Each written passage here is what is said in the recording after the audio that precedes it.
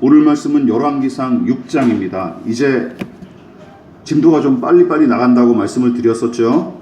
열왕기상 6장 1절부터 13절, 그리고 다 읽을 필요가 없을 것 같기 때문에 37절과 38절 이렇게 두 군데를 읽도록 하겠습니다. 제가 가진 성경으로 구약성경 518쪽에서 19쪽 정도 됩니다. 열왕기상 6장 1절부터 13절 말씀 먼저 저와 여러분이 번갈아 가면서 교독하도록 하겠습니다. 제가 먼저 봉독합니다.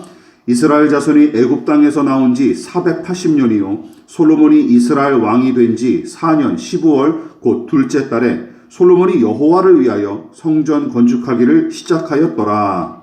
솔로몬 왕이 여호와를 위하여 건축한 성전은 길이가 60규빗이요 너비가 20규빗이요 높이가 30규빗이며 성전의 성소 앞 주랑의 길이는 성전의 너비와 같이 20규빗이요 그 너비는 성전 앞에서부터 10규빗이며 성전을 위하여 창틀에 있는 붙박이 창문을 내리고 또 성전의 벽 곧 성소와 지성소의 벽에 연접하여 돌아가며 다락들을 건축하되 다락마다 돌아가며 골방들을 만들었으니 하층 다락의 너비는 5규빗이요 중층 다락의 너비는 6규빗이요 셋째층 다락의 너비는 7규빗이라 성전의 벽 바깥으로 돌아가며 턱을 내고 골방 들보로 성전의 벽에 박히지 아니하게 하였으며 이 성전은 건축할 때에 돌을 그 뜨는 곳에서 다듬고 가져다가 건축하였으므로 건축하는 동안에 성전 속에서는 방망이나 도끼나 모든 철 연장 소리가 들리지 아니하였으며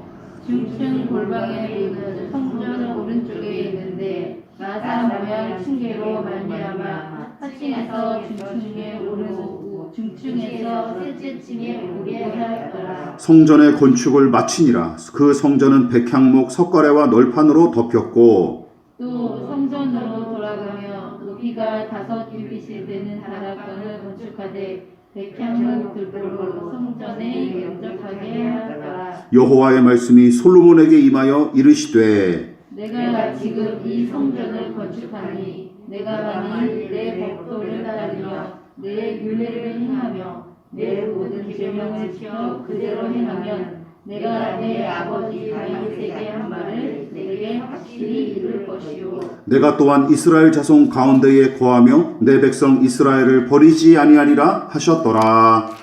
아멘. 37절과 38절 한 절 더 보도록 하겠습니다. 한 부분 더 보도록 하겠습니다. 이거 짧으니까 같이 읽도록 하겠습니다. 37절, 38절 다 같이 시작. 넷째 해 15월에 여호와의 성전 기초를 쌓았고 11째 해 불월 곧 8째 달에 그 설계와 식양대로 성전 건축이 다 끝났으니 솔로몬이 7년 동안 성전을 건축하였더라. 아멘. 예, 다 같이 한번 말씀의 제목을 읽어보도록 하겠습니다. 자, 시작. 건축 중에 임한 하나님의 말씀. 예, 건축 중에 임한 하나님의 말씀이란 제목으로 하나님 말씀 전하도록 하겠습니다. 다윗 왕 때부터 수건 사업이었던 이 성전 건축은 열왕기상 5장 끄트머리에 기초석을 놓음으로써 비로소 시작되고 그 과정과 완공까지의 이야기를 대략 기록한 내용이 바로 우리가 읽었던 6장 본문입니다. 그런데 참 서두부터가 인상적이죠. 6장 1절을 여러분 한번 눈으로 보십시오. 성전 건축이 출애굽 이후 480년 되던 해, 그리고 솔로몬이 이스라엘 왕으로 등극한 뒤 4년 2개월 만에 시작된 거로 본문이 소개를 하는데 출애굽 이유를 굳이 언급한 까닭은 무엇일까요? 아마도 그 옛날 노예에 불과했던 민족이 이제는 막대한 인력과 자금을 동원해서 성전을 건축할 만큼 부강해진 사실을 부각하기 위해서인 것 같습니다. 자, 어쨌든 성전 건축은 비로소 시작되었고 큰 어려움 없이 순적하게 완공이 됩니다.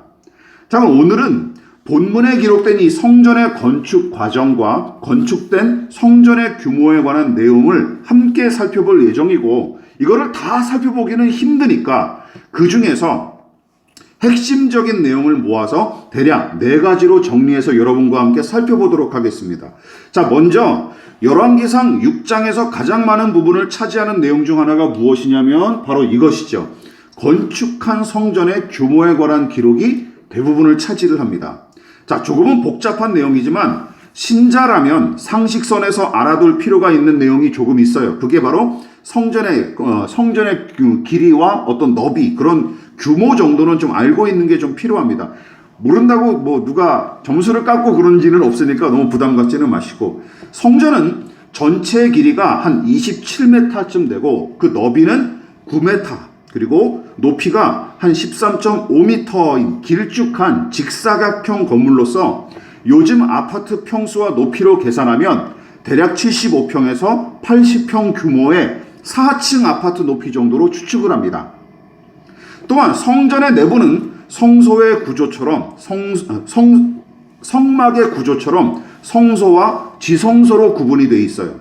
그리고 그 주위를 둘러싼 다락과 골방들은 제사장들의 거처이자 성물을 보관하는 용도로 만들어진 공간입니다. 여기 이제 평면도와 이제 단면도예요. 이게 잘 한번 보시기 바랍니다.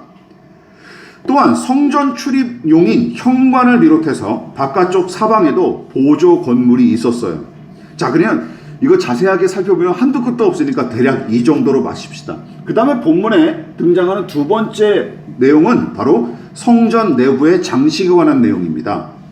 물론 성전 외부는 채석장에서 다듬은 돌로 견고하게 건축을 했고, 그 내부는 주재료가 백향목과 금을 주로 사용했는데, 견고하게 지탱할 만한 바닥 같은 부분은 잣나무를 사용한 것이 특징입니다. 무엇보다 황금의 집으로 불러도 될 만큼 성전 내부를 대부분 금으로 입힌 것이 특징이에요. 그러니까 성전 내부와 그 안에 놓인 성물을 대부분 금으로 입혔고, 어떤 기구는 아예 금덩이로 만들어진 것도 있었습니다. 자, 22절이 그 내용을 간단하게 소개하고 있습니다. 같이 한번 읽어볼까요? 시작. 온 성전을 금으로 입히기를 마치고 내소에 속한 제단의 전부를 금으로 입혔더라. 대단한 집 아닙니까? 이거 주먹만큼만 가져와도 엄청날 텐데 말이죠. 그러니까 생각해 보세요. 80평 가까운 평수에다가 내부는 온통 금칠을 해놓은 집이에요. 예, 온통 금칠을 해놓은 거예요. 이런 집에 살고 싶으십니까? 죄송하지만 여러분들은 모르겠지만 저는 사양합니다. 여기 살다가는 눈이 멀거나 내내 담이 걸릴 것 같아요. 그러나 성전의 재료와 크기는 그다지 중요한 내용이 아닙니다. 이 앞에 두 내용보다 이제부터 언급할 두 가지 내용이 더 중요합니다. 자, 본문의 핵심이자 성전 건축의 특징 그 세 번째가 무엇이냐면 이겁니다. 솔로몬이 건축한 이 성전이 설계한 대로 완공된 성전이라는 사실이죠. 다 아는 건데 이거 구체하게 뭘 언급하냐라고 생각하시는 분들이 계시는데 잘 보십시오. 특히 7절의 내용이 인상적이죠. 무슨 내용입니까? 공사 현장에서는 망치나 정 등의 어떤 연장 소리도 전혀 들리지 않았다고 기록하죠. 자, 어떻게 그럴 수 있었을까요? 예, 당연합니다. 채석장에서 이미 규격을 맞추어서 돌을 다듬어 놓고 옮겨놓은 까닭에 정작 건축 현장에서는 다듬어진 돌을 쌓아 올리거나 맞추면 됐기에 큰 소음 없이 고요하고 경건하게 성전 건축을 진행할 수 있었던 것이죠. 여러분, 설계한 대로 완벽한 공정이 이루어졌다는 사실을 방증하는 대표적인 사례가 바로 이거예요. 예, 이거죠. 그러니까 주먹구구식으로 건축이 진행된 게 절대 아닙니다. 매우 정교하게 건축 계획을 세웠고 절차에 따라서 정확하게 성전을 건축한 것이죠. 그래서 역대하 8장에서는 성전 건축에 관해 이렇게 평가했습니다. 역대하 8장 16절 같이 읽어볼까요? 시작. 솔로몬이 여호와의 전에 기초를 쌓던 날부터 준공하기까지 모든 것을 완비하였으므로 여호와의 전 공사가 결점 없이 끝나니라. 최근에도 아파트 외벽이 무너지는 바람에 노동자들이 죽거나 다치는 사고가 벌어지지 않았습니까? 규정과 원칙을 무시한 채 공사를 진행한 건설사는 물론이고, 그래서 관리와 감독에 소홀한 관계기관이 여론의 문매를 맡고 있는 중입니다. 그래도 싸죠. 무엇보다 저는 그런 생각이 들었어요. 해당 건설사의 임원이나 직원, 그리고 현장 책임자 중에 교회 다니는 사람들이 없었을까요? 분명히 있었을 거란 말입니다. 그런데도 이런 일이 벌어지는 거예요. 그러니까 우리가 예수 믿는 것을 무엇으로 증명해야 되느냐라고 제가 자꾸 질문을 던지지 않습니까? 이런 걸로 좀 증명이 됐으면 좋겠다라는 얘기죠. 교회 다니는 걸로만 증명이 되는 게 아니라 하나님의 성전을 짓는 것처럼 원칙에 따라 정성을 다했다면 어땠을까요? 이런 일이 일어날 리가 없지 않습니까?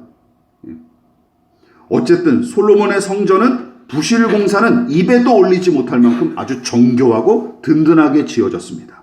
자, 그렇다면 이 모든 일을 주도한 솔로몬과 히람이 영광과 칭찬을 다 받아야 할까요? 죄송하지만 아닙니다. 영광과 칭찬을 더 받아야 할 대상이 따로 있습니다. 누굴까요?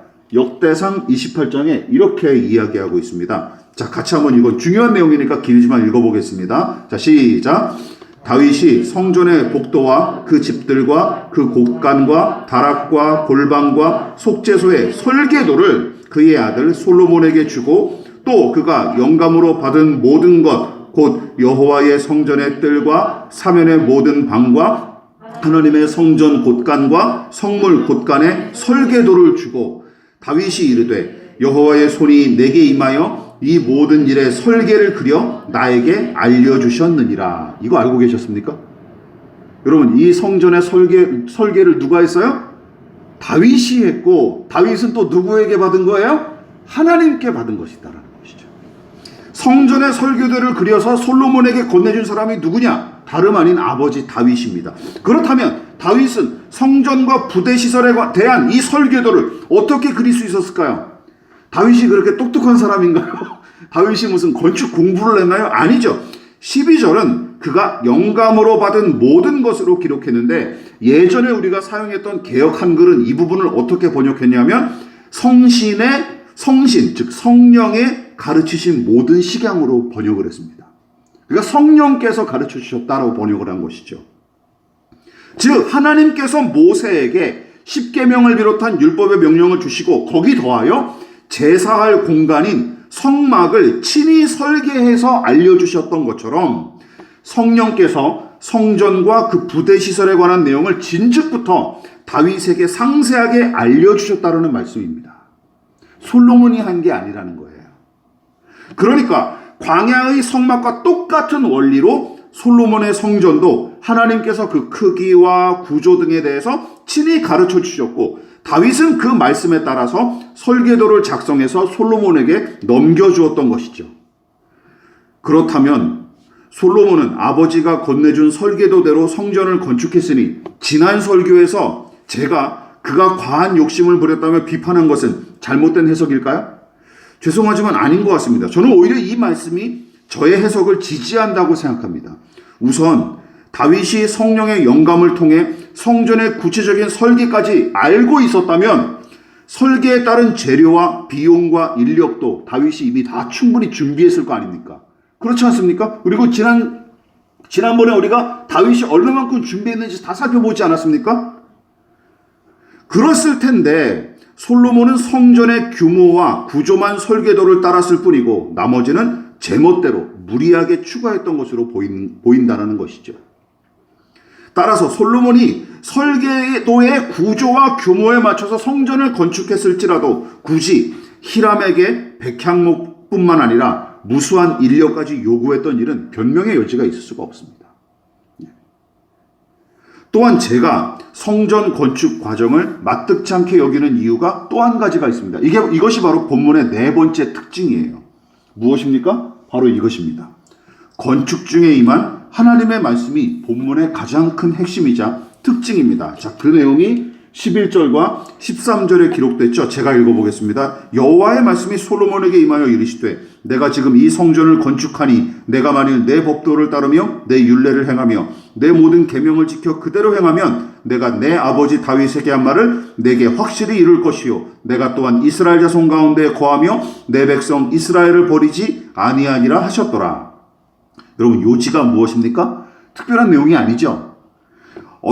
여기서 언급한 법도와 율례와 계명은 모두 같은 뜻이죠. 하나님의 말씀을 가리키는 것입니다.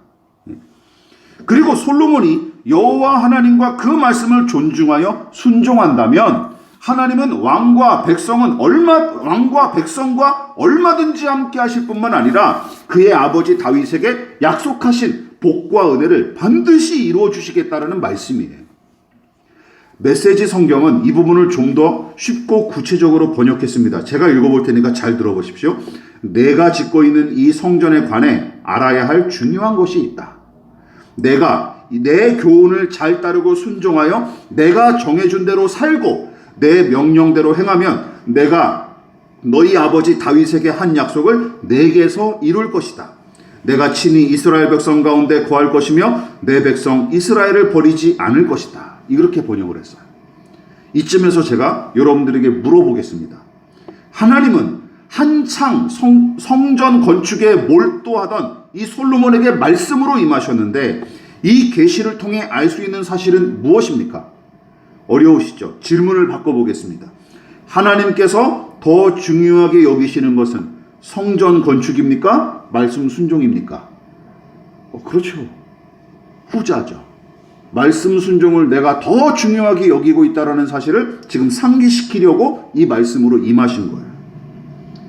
왜냐하면 성전 건축이 신앙의 최종 목표나 궁극적인 목적이 아닐 뿐더러 성전의 완공과 그 수고가 의로움을 얻는 비결도 아니지 않습니까? 또한 이걸 한다고 죄를 이 공사가 죄를 면해주는 면죄부도 될 수 없는 거예요. 너 성전을 건축했어. 그래, 너는 의롭구나. 너 성전을 건축했구나. 너가 죄를 짓더라도 건축했으니까 용서해 줄게. 이런 거 없다라는 거예요. 이미 다윗이 성전을 건축하려고 마음먹었을 때부터 하나님은 나단 선지자를 통해 다음과 같이 말씀하셨어요. 중요하니까 읽어보겠습니다. 자, 시작. 그는 내 이름을 위하여 집을 건축할 것이요 나는 그의 나라 왕위를 영원히 견고하게 하리라. 나는 그에게 아버지가 되고 그는 내게 아들이 되리니 그가 만일 죄를 범하면 내가 사람의 매와 인생의 채찍으로 징계하려니와. 여러분, 다윗의 아들 솔로몬이 하나님의 이름을 위하여 성전을 건축할 텐데 하나님은 그의 나라와 왕위를 든든히 지켜주실 테지만 만일 주의 뜻을 등지고 죄를 짓는다면 기억하십시오. 성전을 건축했을지라도 하나님이 용서치 않고 반드시 징계하시겠다라는 말씀이에요. 여기서도 분명히 보여지죠. 성전 건축이 더 중요합니까? 말씀 순종이 더 중요합니까? 말씀 순종이 더 중요한 거예요. 성전 건축했다고 그걸로 퉁칠 수 없다라는 거예요. 이쯤에서 생각해 보십시오. 훗날 하나님께서 성전의 완공을 흡족히 여기시며 기뻐하십니다. 그 까닭이 무엇일까요? 당신께 가장 값비싸고 화려한 건물을 지어다 바쳤기 때문에 기뻐하신 겁니까? 그게 아니죠. 이 일이 당신의 약속과 명령을 받들어 진행됐기에 만족하게 여기셨던 것입니다. 믿으십니까? 이게 목표가 달라지면 엉뚱한 해석이 벌어지는 거예요. 아, 성전을 지어다 바쳤으니까 기뻐하셨구나. 값비싸고 화려한 건물이니까. 하나님이 뭐 우리 같은 사람인 줄 아십니까? 예. 그건 뇌물이죠, 뇌물. 예. 하나님은 매수당하시는 분이 아닙니다. 이 사실을 놓치면 안 됩니다. 여러분, 이 말씀도 다윗이 나는 백향목으로 지은 궁궐에 편안히 살고 있는데 하나님은 여전히 가죽과 천으로 만든 컴컴한 성소에 계시는구나 하며 탄식하면서 번듯하게 하나님의 궤를 모셔놓을 공간을 만들겠다고 다짐하던 시기에 나단 선지자를 통해 들려주신 말씀이에요. 그러니까 하나님은 다윗의 선한 중심을 기뻐 받으시기는 했지만 여러분 생각해 보십시오. 의도가 선하다고 과정과 결과가 저절로 올바르게 됩니까? 그렇지 않습니다. 그렇지 않습니다. 의도가 선하다고 과정과 결과가 저절로 올바르게 되는 것은 아니지 않습니까? 이 사실을 기억하십시오. 다윗은 선한 의도와 중심으로 하나님께서 거처하실 성전을 짓겠다고 나섰지만 그것은 도리어 하나님이 인간의 도움과 보살핌을 필요로 하는 분처럼 왜곡할 수 있는 일이었기에 일부러 단호하게 거절하시죠. 하나님이 아니 그럴 필요 없어 라고 거절하십니다. 그뿐만 아니라 누가 진정한 주인이자 통치자인지 굳이 상기시키시죠. 그 내용이 위에서 언급한 이 말씀과 더불어 본문에 같이 등장합니다. 같이 읽어볼까요? 시작. 여호와께서 이와 같이 말씀하시되 내가 나를 위하여 내가 살 집을 건축하겠느냐? 여호와가 또 내게 이르노니 여호와가 너를 위하여 집을 짓고. 우리가 사무엘하 강의할 때 한번 들었던 말씀입니다. 여러분 5절의 말씀이 참 인상적이지 않습니까? 네가 나를 위해서 집을 짓겠다고. 이게 하나님이 어떤 말투로 들리십니까? 하나님이 굉장히 우스워서 지금 이렇게 빈정대시는 말투처럼 네가 나를 위해서 집을 짓겠다고. 이제 그런 거죠. 말투가 딱 이거죠. 말도 안 된다는 얘기죠. 제가 이걸 좀 더 쉽게 의역해 봤습니다. 다윗아, 내가 나를 위해 집을 짓는다고 너는 나를 인간이 만든 공간 따위에 담을 수 있다고 생각하는 거냐? 온 우주를 거닐고 다니며 시공간을 초월하여 존재하는 이가 나인데 다이아몬드로 도배할 뿐만 아니라 목성만큼 큰 성전인들 나를 모실 수 있을 거로 생각하느냐? 너의 착각이다. 아직도 너는 나에 대해 더 알아야 된다. 내가 나를 위해서 집을 짓는 게 아니다. 너희는 하나님을 위하여 하고 자주 말하기는 하지만 세상의 어떤 좋은 것으로도 너희가 내게 보탤 것은 아무것도 없다. 이렇게 말씀하시는 거예요.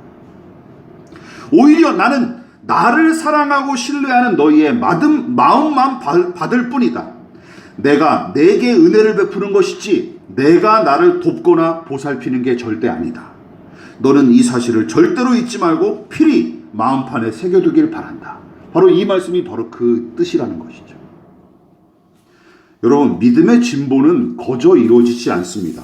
이처럼 하나님과 부대끼며 그분에 대해 더 깊이 알아갈 때 비로소 믿음이 무르익어감과 동시에 그리스도 예수의 형상을 닮아갈 수 있기 마련입니다. 믿으십니까? 이게 믿음의 진보와 성장을 이루는 비결이에요. 하나님과 부대끼는 것이죠. 따라서 사무엘하 7장의 이 이야기는 다윗의 믿음이 한 단계 더 업그레이드되는 계기였다고 봐도 무방합니다. 하나님이 어떤 분이신지 더 알게 됐거든요. 다윗이. 그렇다면 이제 솔로몬에게 적용해 봅시다. 솔로몬에게 말씀으로 임하신 것도 이것과 마찬가지였을 거로 해석합니다.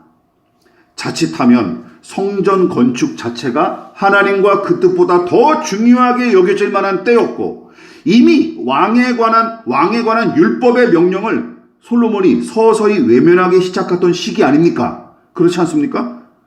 그래서 성전 건축을 비롯한 물리적인 성과보다 순종을 더 기뻐하시는 당신의 의중을 누차 강조하기 위해 말씀으로 임하셨던 게 틀림없어요.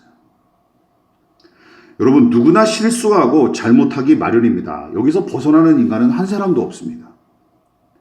다윗의 성전 건축 계획도 마찬가지였죠. 이거는 실수입니다. 실수예요. 의도는 좋았지만 이건 실수였어요. 이스라엘 백성이 왕을 요구한 것도 마찬가지 아닙니까? 왕을 요구한 것도 마찬가지예요. 좋은 일이 아니었어요. 그냥 하나님이 허락하셨을 뿐인 것이지. 성전도 마찬가지입니다. 하나님을 어떤 물리적인 공간에다 가둬놓고 하나님을 예배하겠다? 이 발상 자체가 웃기는 일이었던 것이죠. 하나님이 어떤 분이신지 제대로 이해하지 못한 채 어설픈 믿음으로 선뜻 나섰다가 거절당했지만 다윗은 이 시행착오를 통해 하나님과 그 뜻을 더 깊이 헤아릴 수 있었으며 이로 말미암아 더더욱 자신을 낮추고 더 깊이 하나님을 의지하는 계기로 삼을 수 있었습니다. 그렇죠? 다윗의 기록이 그것을 증명해 주잖아요. 그러면 솔로몬은 어떻습니까? 이 말씀을 받았어요. 너는 성전을 건축하고 있구나. 얘야. 그런데 건축하는 것보다 잘 들어라. 내 말을 더 듣는 게 나는 더 기쁘단다. 라고 말씀하셨어요. 성전 건축 중에.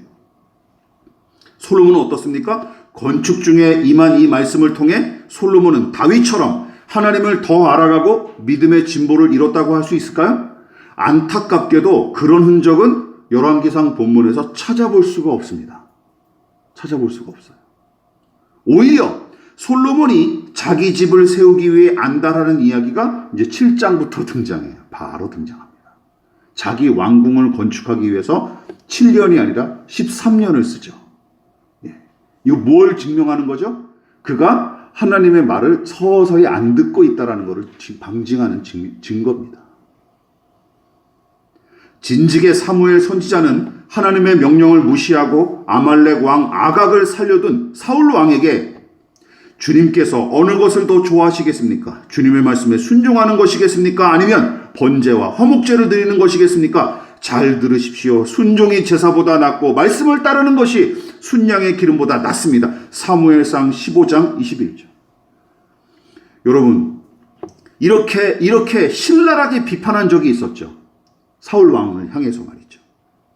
제사 제도와 그 형식을 지키는 것이 무조건 선한 일로 여기던 시대에 사무엘 선지자는 주의 말씀을 가벼이 여겨서 순종하지 않으면 아무리 정성을 들여 제사할지라도 말짱 도루묵이다 하고 파격적인 주장으로 사울 왕의 실책을 단호하게 꼬집습니다. 이처럼 하나님을 제사하는 행위도 말씀에 대한 순종보다 못할진데 하물며 제사하는 공간인 성전이 순종보다 더 중요하겠습니까? 그렇지 않습니까?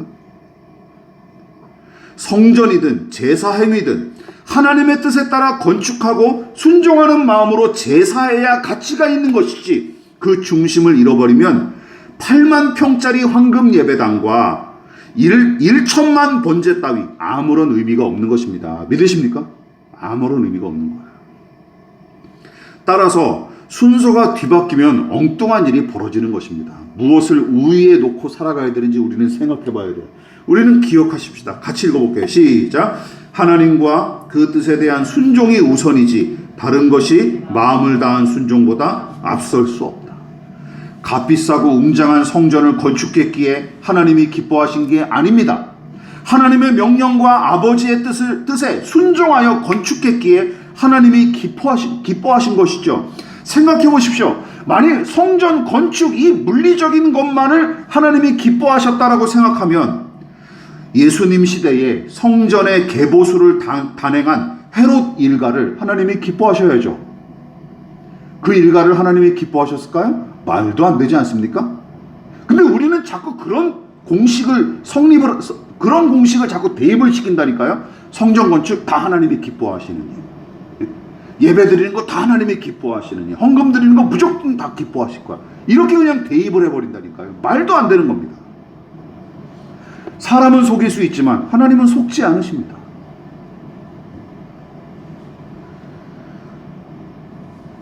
그렇다면 하나님께서 오늘날 성전 건축이랍시고 갖다 붙이는 작태는 물론이고 뻔뻔하게 하나님의 명령, 영감까지 내세워서 건축된 예배당들을 하나님이 죄다 기뻐하셨을까요? 여기에 대입해 보십시오. 말도 안 되는 일이죠.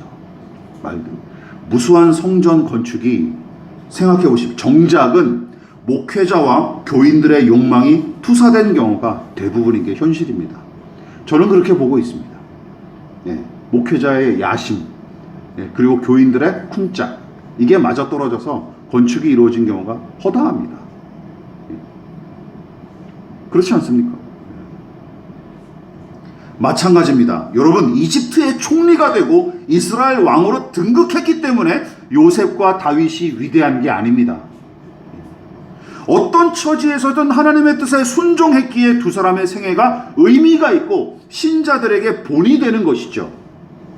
두 사람 모두 순종하다 보니 그 자리에 올랐던 것일 뿐 그 자리에 오르기 위해 순종한 것이 절대 아닙니다. 믿으십니까? 이거 잘 기억하십시오. 두 사람, 다시 한번 말씀드릴게요. 두 사람 모두 한 땀 한 땀 순종하다 보니 그 자리에 올랐던 것이지 그 자리에 오르기 위해 순종한 게 아니라는 말씀입니다. 순서를 뒤바꾸면 안 되는 거예요. 게다가 순종이 세상의 형통과 승리와 안락을 보장해주는 비법도 아니지 않습니까? 여러분, 순종하다가 손해를 입고 고난을 겪으며 목숨을 잃었던 신실한 신자들이 얼마나 많이 있습니까? 그렇지 않습니까? 순종이 형통의 비결이다라고 자꾸 거짓말하는 목회자들이 있어요. 다 거짓말입니다. 그럴 수도 있고 아닐 수도 있는 거예요. 다만 순종 그 자체가 의미가 있고 가치가 있는 것이죠. 믿으십니까? 그것이 성경적인 신앙이에요. 따라서 하나님의 사람은 주의 뜻에 대한 순종 그 자체에 의미를 두고 살아야 마땅한 것이지 이 땅에서 순종에 대한 대가와 보상을 기대하지 않는 것이 오히려 경건에 유익합니다. 믿으십니까? 이게 경건에 유익한 거예요. 그래서 예수님은 주인에게 순종하는 종이 지녀야 될 마땅한 태도에 대해 이렇게 교훈하시죠. 유명한 구절이죠. 같이 읽어볼까요? 시작. 이와 같이 너희도 명령받은 것을 다 행한 후에 이르기를 우리는 무익한 종이라 우리가 하여야 하는 일을 한 것뿐이라 할지니라. 순종의 행위마저 자신의 공로와 자랑으로 끌어다 쓰기 쉬운 존재가 우리 아닙니까? 야, 내가 이렇게 순종했어. 내가 이렇게 헌신했어. 자랑하고 그게 나의 공로인 것처럼, 내 경건인 것처럼, 내 믿음인 것처럼 그렇게 표시하는 경우가 많잖아요. 우리 스스로가 말이죠. 그러나 예수님은 종으로서 당연히 감당할 일이 순종임을 지적하십니다. 하나님의 종이라면 당연히 감당할 일이 순종이란 뜻이죠. 따라서 순종한 일을 빌미 삼아 하나님께 대가를 요구하는 것 자체가 말이 안 될 뿐더러 참된 신앙과도 거리가 멉니다. 말씀을 마무리하도록 하겠습니다. 여러분, 지금까지 살펴본 4가지 특징이 본문의 전반적인 내용을 차지합니다. 그러나 그 중에서도 가장 핵심은 건축 중에 임한 이 하나님의 말씀이죠. 이 사건이 다른 어떤 내용보다 중요한 이유가 무엇입니까? 또한 하나님은 무슨 이유로 성전을 건축하는 도중에, 이 와중에 솔로몬에게 이런 말씀을 남기셨을까요? 다시 한번 정리해 봅시다. 크게 2가지입니다. 뭡니까? 시작. 성전 건축보다 순종이 더 중요하다는 핵심적인 사실을 재차 강조하기 위해서 말씀으로 임하신 거예요. 그뿐만이 아니에요. 다시 한번 같이 읽어볼까요? 시작. 율법의 명령을 외면하기 시작한 솔로몬에게 미리 경고하고 그를 순종의 길로 돌이켜 다윗처럼 믿음의 진부를 이루도록 건축하는 와중에도 말씀으로 임하신 것입니다. 믿으십니까? 이 2가지 사실이 중요해요. 이처럼 하나님은 솔로몬의 변질과 타락을 마냥 방관하고 계시지 않으셨으며 그의 믿음을 진작하려고 이모저모로 무진 애를 쓰고 계셨습니다. 그러나 솔로몬은 이 은혜를 가벼이 여겨서 외면한 게 틀림없습니다. 왜냐하면 이후에 그의 믿음이 성장했다거나 그가 하나님의 뜻에 더 순종했다라는 기록 자체를 아예 찾아볼 수가 없기 때문이죠. 안타까운 일입니다. 그리고 이 교훈은 우리에게도 고스란히 적용이 됩니다. 우리가 유혹에 빠져 허우적대거나 잘못된 길로 가다가 자꾸 널브러진 이유 대부분은 어디에 있을까요? 나에게 책임이 있는 것이죠. 솔로몬처럼 말씀으로 가르치고 인도하시는 하나님을 습관적으로 외면하기 때문입니다. 습관적으로 외면해요. 그때 미리 말씀으로 가르쳐 주셨다면 지금 이 모양 이 꼴은 아닐 텐데 하며 하나님을 탓하고 원망하기 일쑤죠. 그러나 가만히 생각해 보십시오. 지금도 하나님은 우리에게 세미한 음성으로 말씀하실 뿐만 아니라 소리 높여 외치고 계시지만 정작 우리가 눈과 귀를 닫고 있는 까닭에 듣지 못하고 보지 못할 뿐입니다.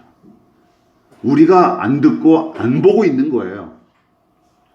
목사의 설교와 매일 묵상은 물론이고 교우들 사이에 권면과 주고받는 문자 중에도 하나님은 충분히 말씀하십니다. 믿으십니까?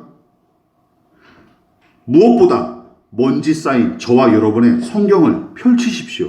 그리고 홀로 조용히 기도해 보십시오. 그러면 세미하면서도 힘있게 외치시는 그 음성을 여러분 듣게 될 것입니다. 저는 이걸 확신합니다. 그래서 권면해 드립니다. 여러분의 성경을 펼쳐서 읽어 보십시오. 그리고 기도해 보십시오. 하나님은 얼마든지 말씀하고 계십니다. 눈에 보이는 성전이 아닌 하나님의 말씀을, 그리고 그 말씀에 순종할 수 있기를, 그리고 그 순종을 가장 가치 있게 여길 수 있는 저와 여러분 되시기를 진심으로 축원을 드리겠습니다. 하나님 감사합니다. 주 앞에 피땀 흘려 헌신하여 번 물질을 구별하여 드린 손길들이 있습니다. 그 손길마다 주께서 복의 복을 더하여 주시고 저들의 마음과 정성을 다하여 구별하여 드린 이 물질을 통해 하나님의 선하심이, 그리고 하나님의 일하심이 풍성하게 드러날 수 있게 도와주시옵소서. 아버지 하나님, 어려운 시대를 살아가고 있습니다. 물질로 말미암아 어려움을 겪고 있는 성도들이 없게 해주시고 저들의 탄식과 신음이 사라질 수 있도록 일용할 양식을 공급해 주시며 물질의 문제가 해결될 수 있도록 은혜를 베풀어 주시옵소서.